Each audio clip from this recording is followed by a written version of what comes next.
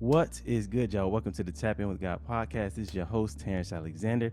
But y'all already knew that. Y'all know what the deal is with the podcast to help you consider and trust God with your decisions because you don't need Givenchy. You need Jesus and you need G-O-D. Y'all got a special guest today, Morganne Warren. That's her new name. She just got married. I know her from CBU back in the day. It feels like back in the day. But It she's does. cool people's, always been good people's. So everybody in Cyberland, give it up for Morgan. Woo. Eh. Morgan, go ahead Thanks. and give a. Oh yeah, go ahead. Say what you were saying. Oh, just saying thank you for the warm welcome. Oh, and I do it for everybody. I make everybody feel special because everyone is special. All right. Go ahead and give a little introduction about yourself. Yeah, well, I met you, 5 years, 6 years ago, Yeah, maybe? that was about 5 years ago. Yes, at CBU. And I was worship leading for a while at Trinity Church in Redlands, but after getting engaged to Josh Warren, I transitioned churches in June, and now I'm just wifing and studenting. So I'm looking for a job right now, but my full time job right now is just being married and figuring out grad school. So that's what life looks like. And that is a busy life. Hey, look, Yeah. being a wife is a job as well. So hey, look, you're on the right track. That's all I can say. You're on the right track. But yes, this Mhm. episode we're gonna talk about faith for the journey ahead. Morgan recently got married to Josh Warren. I know Josh as well. We're gonna Mhm. talk about just the faith it takes to make those transitions, those moves. So we're gonna go into the first question, and here we go. Why do you need faith from one positioning of life to another? Okay, so you gave me these questions to ponder, which was really helpful. Mhm. You also gave me the definition of journey, which is something suggesting travel or passage from one place to another, which made me look up what faith means, which is complete trust or confidence in someone or something. So, as someone that likes control, I mean, there's only so much that you can control when you're repositioning from one thing to another in life. And so to have complete trust or in confidence in something you can't really see fully, you don't really know exactly what the experience is going to be that you're stepping into.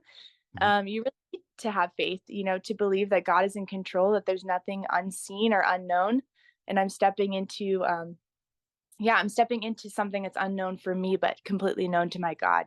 So it's a letting go of control, but believing that God has it. And Hmm. that's a wonderful thing because I know there's a scripture in Psalms that says that the steps of the righteous are ordered by God. And Yeah. and also thing you mentioned was having control. We Hmm. like to have everything written out, scripted, Hmm. planned, just how we Yeah. like it. And if things don't go that way, it's like, oh man, what am I gonna do? But Hmm. just having that faith to take the chance and to just to release that control. I think that was very good. Yeah. Yeah. So let's go into the next question, which says you are recently married. And I said, what is the value of marriage to you? Why does it take faith to marry someone? Yeah, I think something that was important that was highlighted in our actual marriage ceremony was what marriage was created for.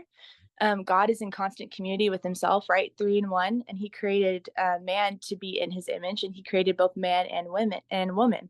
And I think the beauty of marriage is not only imaging Jesus's relationship, faithful and consistent love with the church. He's coming back as a bridegroom or as a groom, and we're his bride waiting for him.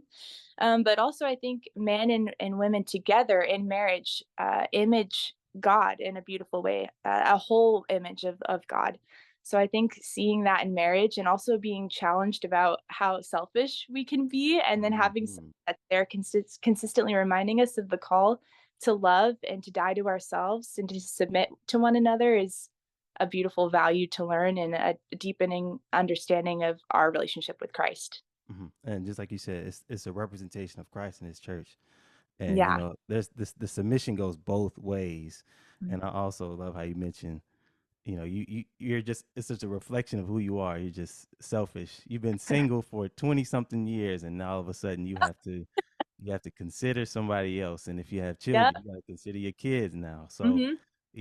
I think just like what you're saying, it represents that whole love. It's not conditional, and that's Yeah. how God is with us. So I think that was wonderfully said, nicely said, Morgan.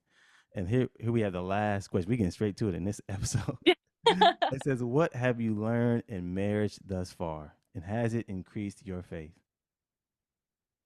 I think something I'm learning, I, I've found I found that I find a lot of joy and purpose in like seeing the fruits of my labor and maybe having like a title or a job position that I can say, oh, I was worship leading. That's what I did. And that's what was fulfilling. I think now I'm realizing the beauty and importance of title of wife and like learner of Josh, being a student of him and also being a student of God. Because again, with that selfishness, I'm learning like more than ever, I can't do it on my own Yeah. and it can't be my own fruit or out of my own spirit. So I think I'm learning how much I need the Lord, how beautiful it is to be like served and loved by someone else, and then leaning into the power and position of a wife in and partnering with Josh and in his ministry. Mhm. Yeah. Wonderfully said, and that's what it's all about. Just walking in that positioning and being fruitful in that, and not just depending totally on yourself. Okay, so thank you so much, Morgan.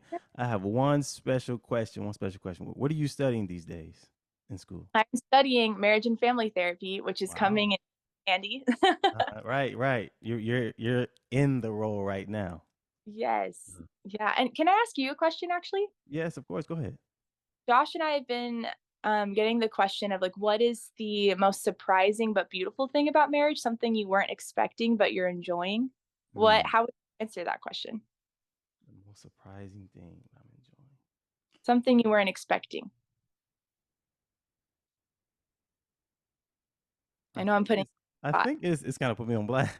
the I think I think I'm kind of leaning off of what you had mentioned. I usually tell people marriage is one of the best things that I could have done, spot. because it's helping me to be a better person. It's helping me to get off of myself. So I think just that surprising thing is just looking at how just just how selfish I was. I think that we already kind of reiterated that, but just looking at how selfish I am, how my thinking can be, and how my thinking can be like this way or that way, and sometimes not much consideration for something else in between. So I Mm. think like that was probably the most surprising thing, just kind of seeing how I was and really kind of getting to the nitty gritty of it, doing research on it, like, okay, and just going from there and even talking about certain things. And, you know, I think that's been the most surprising thing so far. What's been most surprising for you?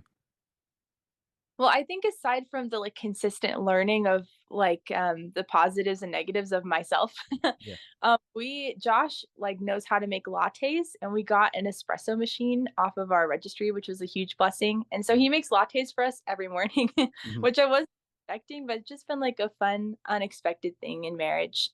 And I think just getting to end our days together, it was expected, but it's just sweeter, now that we're getting to do all of life together, so. Uh-huh. I think your answer was a little bit more light. It was a little bit more light. So it's kind of like I'm trying to think of like some of the things Sade. I don't know. I mean, it's probably already written in book, but just coming home to a meal, I think that's one. It's not Yeah. surprising, but it's something I really enjoy. It's something I Yeah. really enjoy. So I Is don't know. she the main cook? For the most part, yeah. And even some Mm. days I'll even make breakfast for her and just make sure she's taken care of and everything like that. But I think Yeah. just coming home and having someone to come home to is, of course, it's written in book, but I think it's a beautiful thing too. So Yeah, but it's written in the book on purpose because of how yes. awesome. Yeah. Yes, you're absolutely Yeah. right. You're absolutely right. But yes, Morgan, once again, thank you so much. Appreciate you. I've been knowing Morgan for a while now. She's always been good people's. With that being said, y'all know what the deal is. Do good, be wise, trust God. Peace out, y'all.